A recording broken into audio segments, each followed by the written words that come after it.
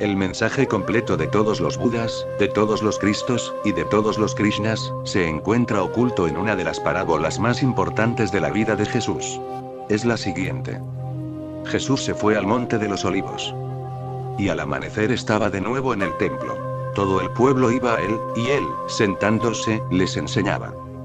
Le llevaron los escribas y los fariseos una mujer sorprendida en adulterio, y le dijeron: Maestro, esta mujer ha sido sorprendida en flagrante adulterio. En la ley, Moisés nos manda apedrear a estas. ¿Tú, qué dices? Decían esto para probarle y tener de qué acusarle. Pero Jesús, agachándose, escribió con el dedo en la tierra. Como insistían en preguntarle, se incorporó, y les dijo: El que de vosotros no tenga pecado, que tire el primero una piedra. Y de nuevo, agachándose, se puso a escribir en tierra. A estas palabras, se fueron uno detrás de otro, comenzando por los más viejos. Él se quedó solo con la mujer en medio.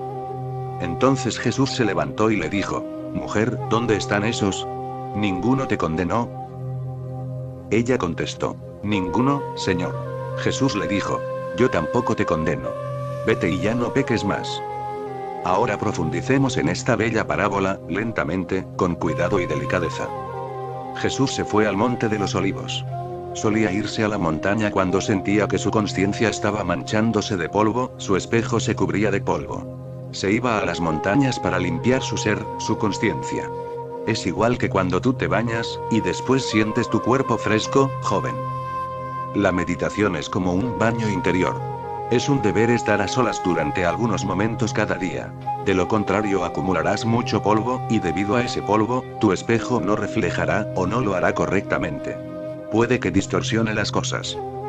¿No lo has observado? Cuando una pequeña partícula de polvo se te mete en un ojo, tu visión se distorsiona. Ocurre lo mismo con la visión interior, el ojo interior acumula demasiado polvo, procedente de las relaciones. Igual que te ensucias al viajar por una carretera polvorienta, cuando vas con gente que está manchada de polvo, tú también te ensucias. Están dispersando su polvo por todo su alrededor, están arrojando malas vibraciones, y no pueden evitarlo. No estoy diciendo que los condenes, ¿qué pueden hacer? Cuando vas a un hospital donde todo el mundo está enfermo, donde todos dispersan su infección, ellos no pueden hacer nada. Respiran, y su infección se propaga. ¿No lo has visto cuando visitas a alguien en el hospital? Solo con estar una hora en el hospital empiezas a sentirte como enfermo, pero estabas perfectamente sano cuando llegaste. Solo con el olor del hospital, las caras de las enfermeras y de los médicos, sus instrumentos, ese peculiar olor, y toda esa gente enferma, esa vibración de enfermedad y de muerte siempre allí, siempre hay alguien muriéndose. Solo una hora de estar allí, y te sientes muy bajo. Te entra una especie de náusea.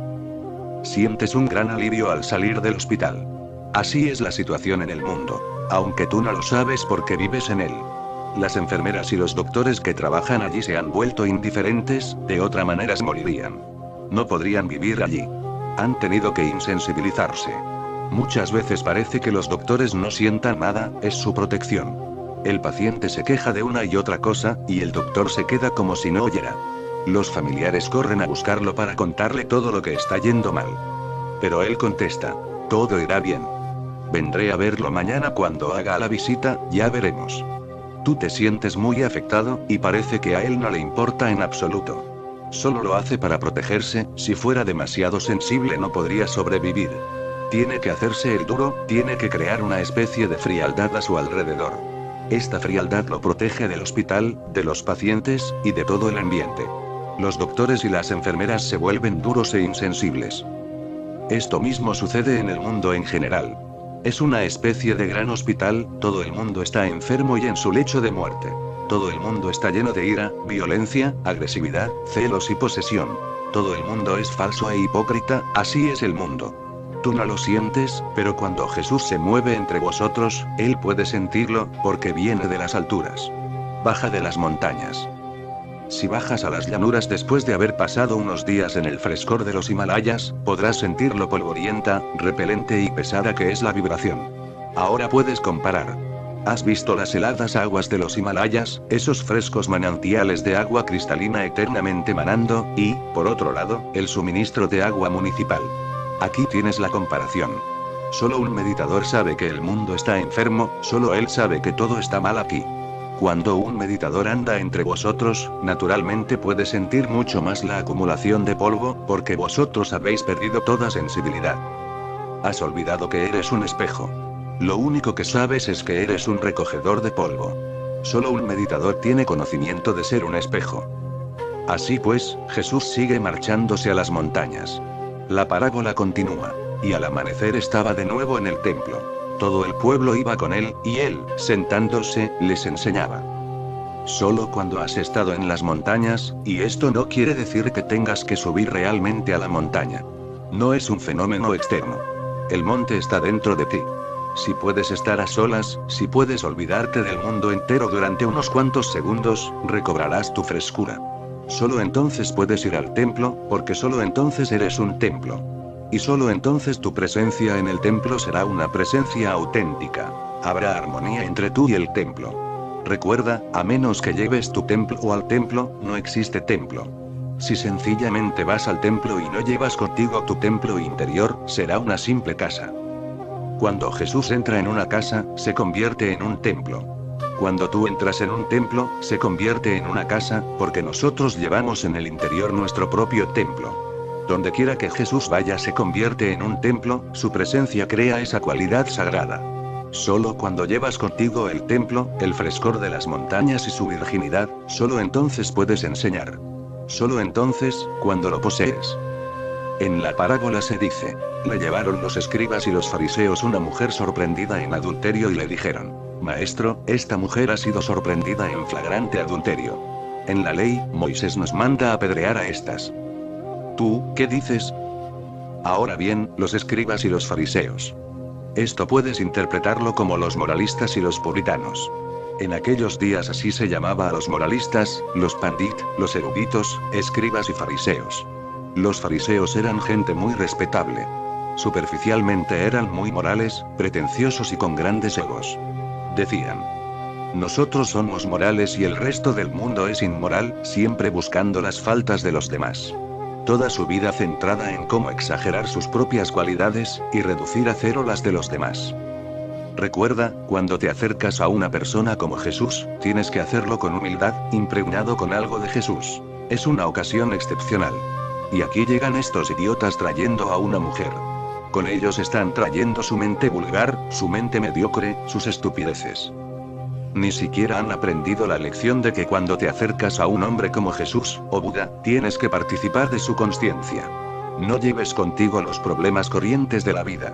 Son irrelevantes. Estarás desperdiciando una gran oportunidad, estarás malgastando el tiempo de Jesús. Sin embargo, estos escribas y fariseos seguían una estrategia, era una trampa. Realmente no les importaba la mujer, estaban confabulando una trampa para Jesús. Fue un acto muy diplomático. Ellos le dijeron: Maestro, esta mujer ha sido sorprendida en flagrante adulterio. Ahora bien, ¿qué es adulterio? Una mente consciente diría que si no amas a un hombre y duermes con él, así sea tu propio marido, eso es adulterio. Si no amas a una mujer, y puede ser tu propia esposa, si no la amas y duermes con ella, la estás explotando, la estás engañando. Esto es adulterio. Pero esta no es la definición de los fariseos, de los puritanos, de los escribas y de los pandit. Su definición es legal, no procede de la consciencia, o del amor. Su definición viene de la corte legal. Si la mujer no es tu esposa, y te descubren durmiendo con ella, esto es adulterio. No es más que un asunto legal, técnico. El corazón no se tiene en cuenta, solo la ley. Puedes estar totalmente enamorado de la persona, pero esto no lo van a tener en cuenta. La mente inconsciente no puede tener en cuenta las cosas más elevadas. Solo puede considerar lo más bajo. Su problema siempre es legal. Dicen: ¿es tu mujer? ¿Tu esposa? ¿Estás legalmente casado con ella? Entonces está bien, ya no hay pecado.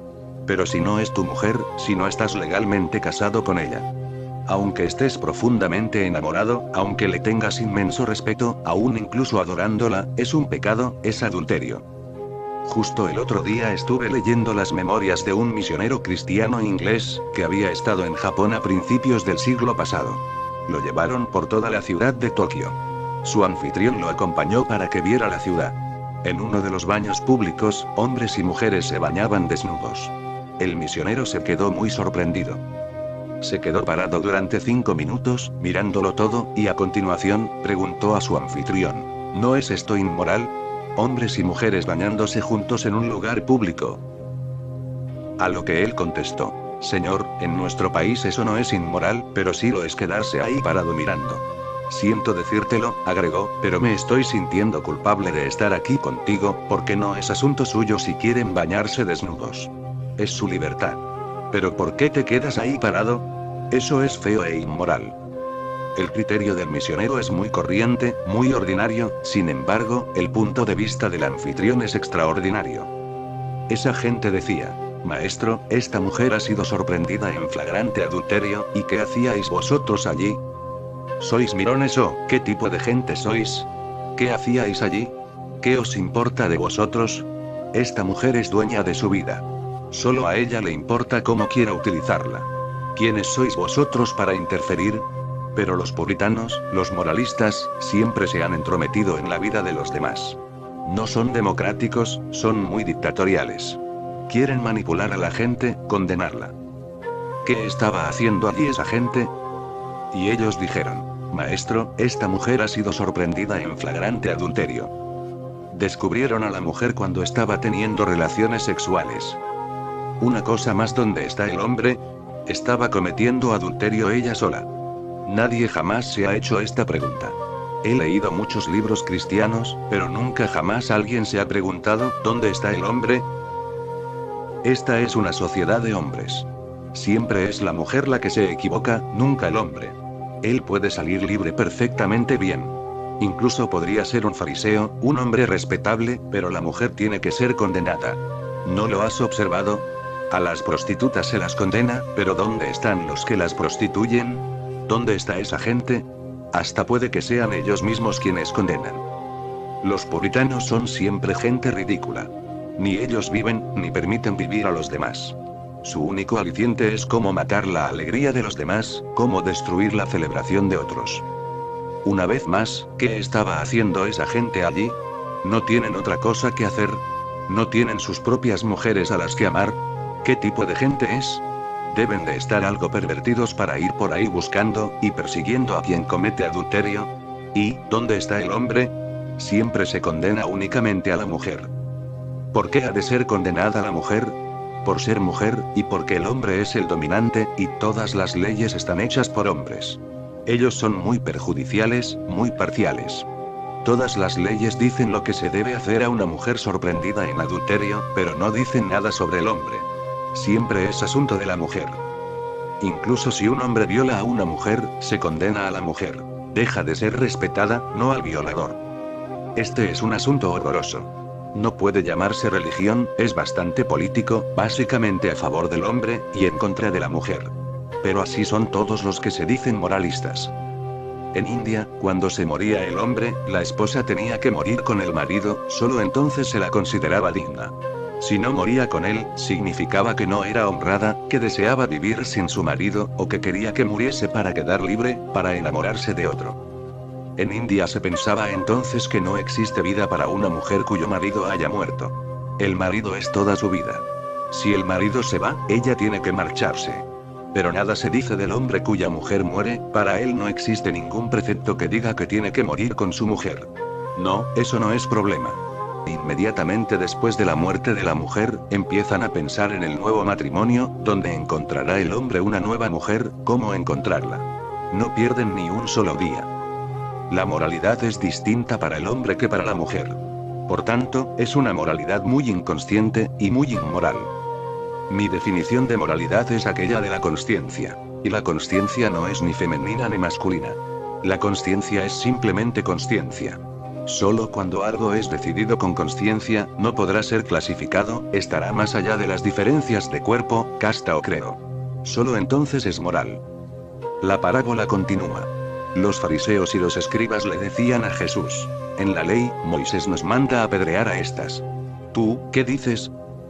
Decían esto para probarle y tener de qué acusarle. Jesús, agachándose, escribió con el dedo en la tierra, como si no les oyera. Esta era la trampa. Querían atrapar a Jesús, porque Moisés dijo que una mujer así debería ser apedreada. No dijo nada sobre el hombre. Una mujer tal, debería ser apedreada hasta la muerte, esto lo dijo Moisés. Por eso le están creando un problema a Jesús. Si dice, sí, haced como Moisés dice, entonces pueden acusarlo, porque siempre ha estado hablando sobre el amor, la compasión, la bondad, el perdón. Entonces pueden decir, ¿qué hay de tu compasión? ¿Qué pasa con tu perdón? ¿Y de tu amor? ¿Dices que tenemos que matar a esta mujer apedreándola? Esto es muy duro, cruel y violento. Muy hábiles los muchachos. ¿Y si Jesús hubiera dicho, eso no está bien?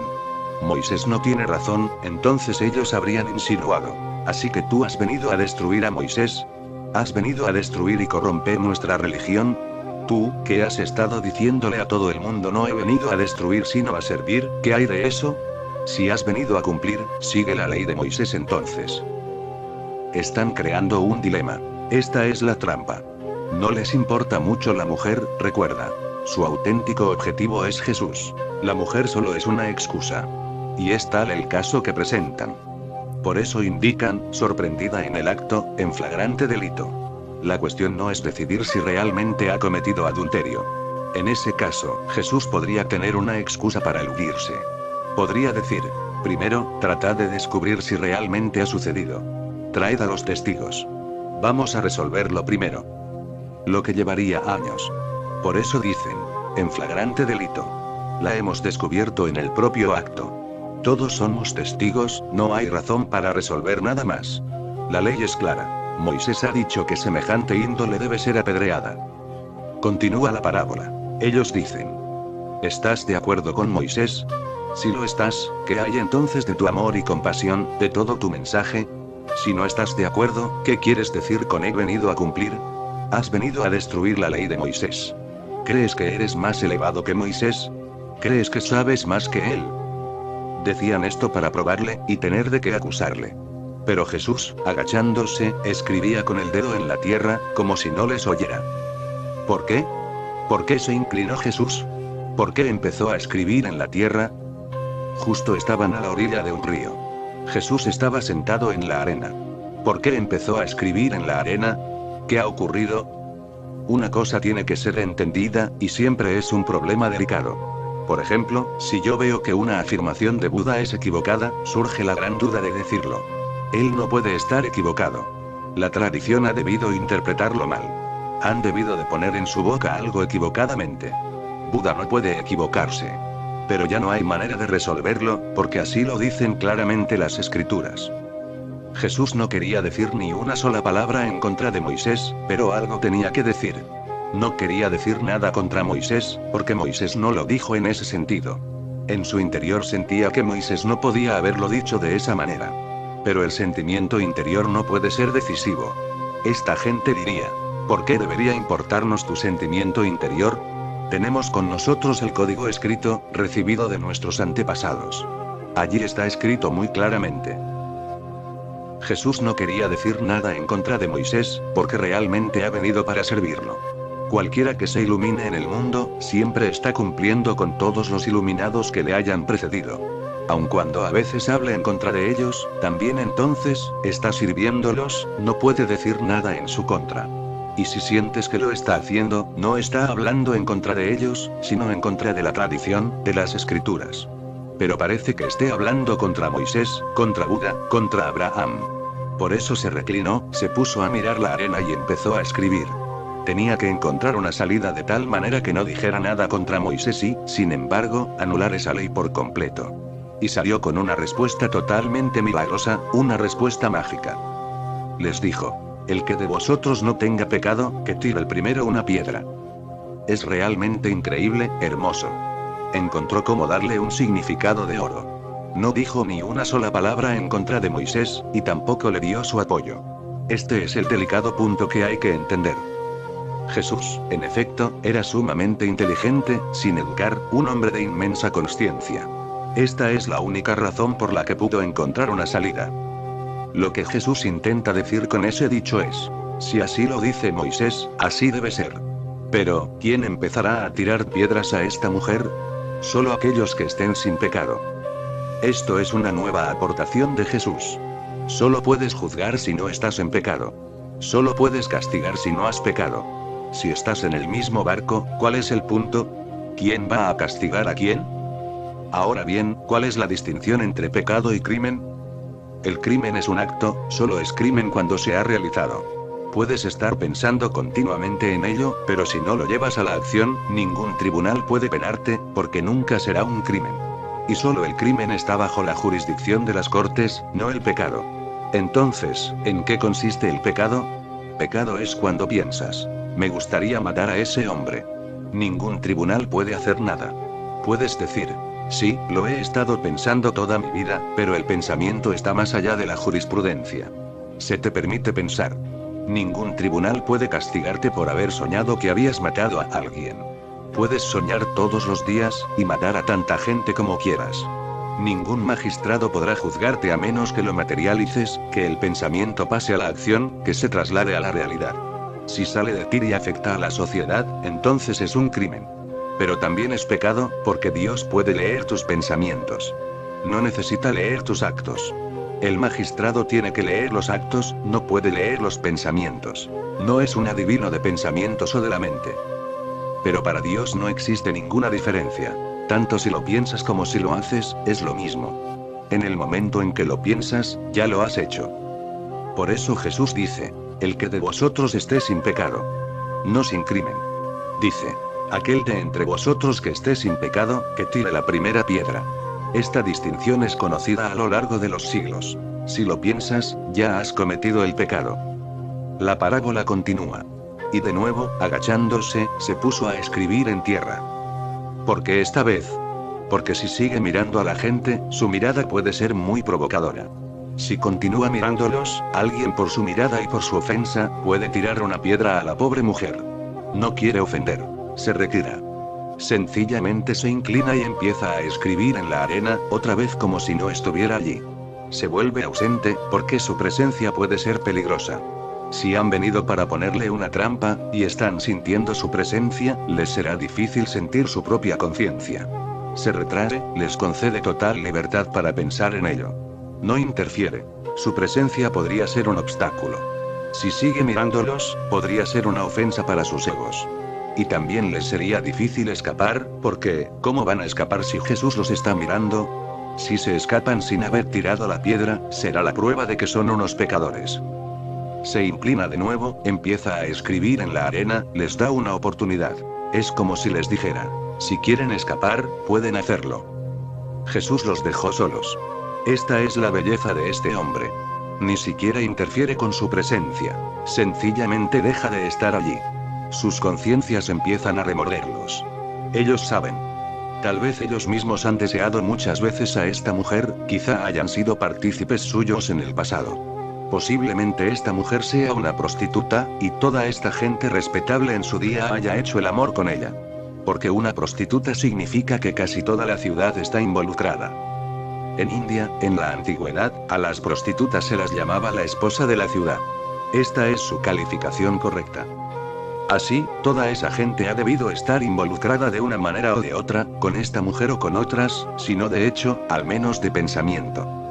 Mi sensación es que debía de ser por la tarde, el sol se estaba poniendo y empezaba a oscurecer, mientras Jesús, inclinado, escribía en la arena. Cayó la noche y, poco a poco, la gente empezó a desaparecer en la oscuridad. La parábola sigue. Y fueron saliendo uno a uno, comenzando por los más ancianos, y quedó él solo, y la mujer en medio. Primero desaparecieron los más ancianos, porque, desde luego, habían vivido más, y por tanto, habían pecado más. Los jóvenes puede que no sean tan grandes pecadores. Todavía no han tenido suficiente tiempo. Fueron los mayores quienes desaparecieron primero. Los que estaban delante y que lentamente se fueron moviendo hacia atrás hasta escapar.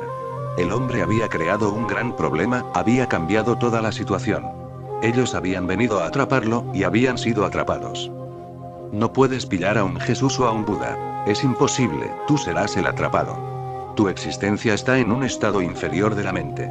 ¿Cómo vas a atrapar a un estado superior? Es simplemente imposible. El estado superior puede cazarte a ti inmediatamente, porque desde allí se tiene acceso a todo tu ser. Jesús debió de mirar dentro de la conciencia de la gente, él podía hacerlo, debió de ver todo tipo de pecados pasándoles por la cabeza.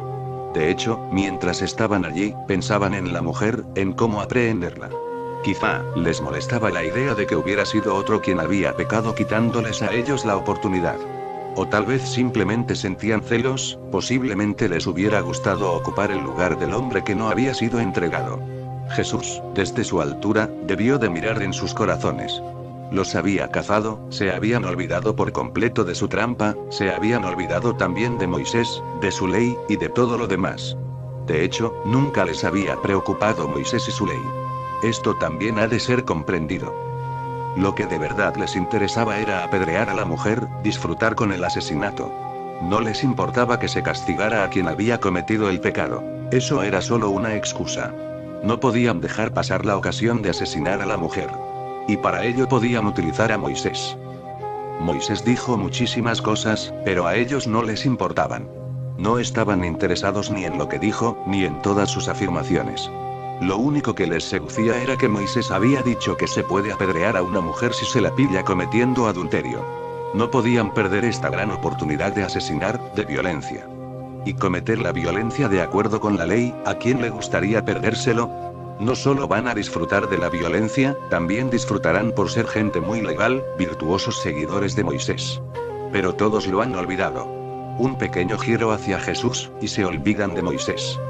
Jesús le ha dado la vuelta a todo, ha conseguido quitarles a la mujer de la cabeza, y que pensaran en ellos mismos. Los ha convertido, les ha dado la vuelta, una vuelta de 180 grados.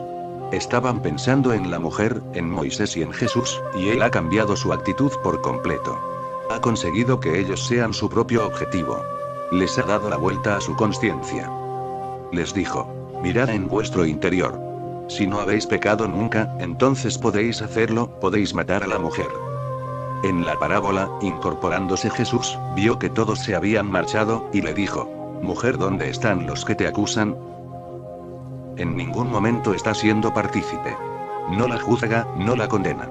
No le dice ni una sola palabra, lo único que dice es: mujer, ¿dónde están los que te acusan? ¿Ninguno te condenó? ¿Se han marchado todos?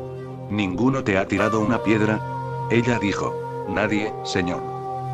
Ella debió de sentir hacia este hombre un gran respeto, reverencia. No solo la había salvado físicamente, sino que tampoco la acusó de ninguna manera. También la había salvado espiritualmente.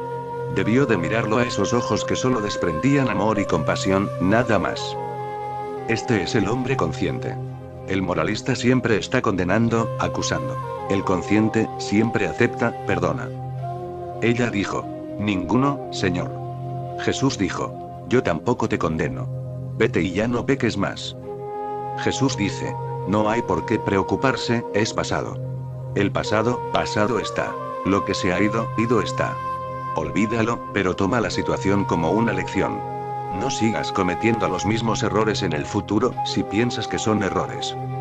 Yo no te condeno. Este es el mensaje completo de todos los Budas, todos los Cristos y todos los Krishnas. Olvida el pasado y, si lo comprendes, no lo vuelvas a hacer. Eso es suficiente. No existe castigo ni juicio. Cuando has hecho algo, es porque estabas desesperado.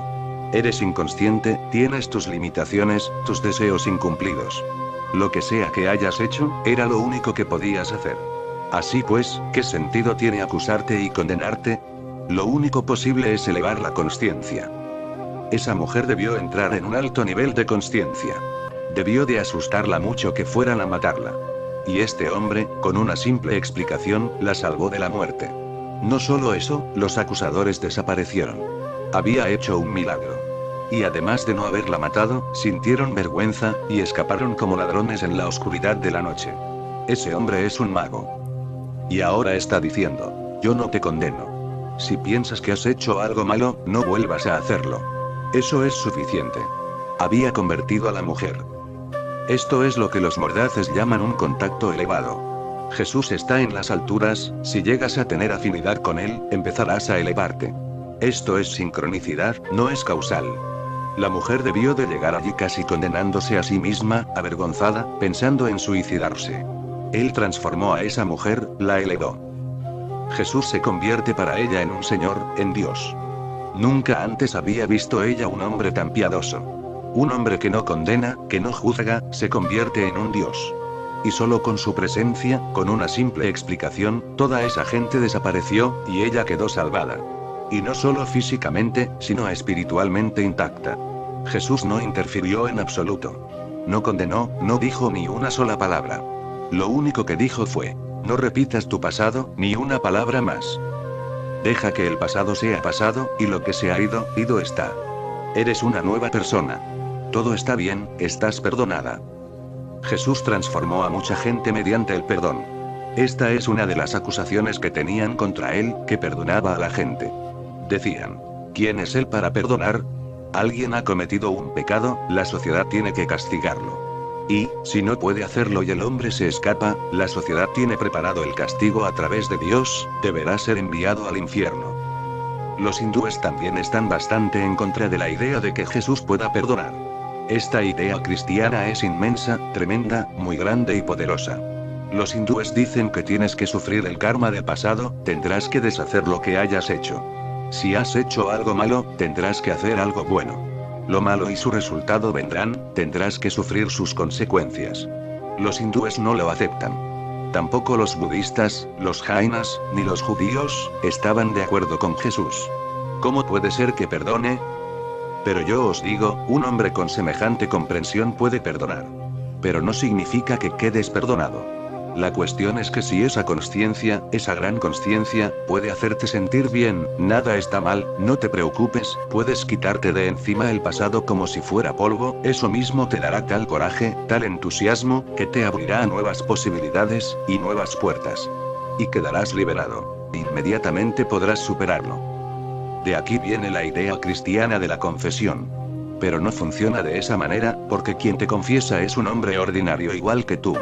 Cuando te confiesas, el sacerdote no está perdonándote realmente, en su interior puede que esté condenándote. Su perdón no es más que una representación. Solo es un hombre corriente, su conciencia no es superior a la tuya. El perdón únicamente puede fluir desde lo más elevado. Solamente desde las altas montañas pueden los ríos fluir hacia los valles. El perdón solo puede fluir desde un Jesús, o un Buda. Cuando aparece un hombre como ellos, solo con su toque, con su mirada, es suficiente para perdonar todo tu pasado y tus karmas. Yo estoy completamente de acuerdo con Jesús. Él aporta una nueva visión a la humanidad, alcanzar la libertad. Jesús trae el amor al mundo.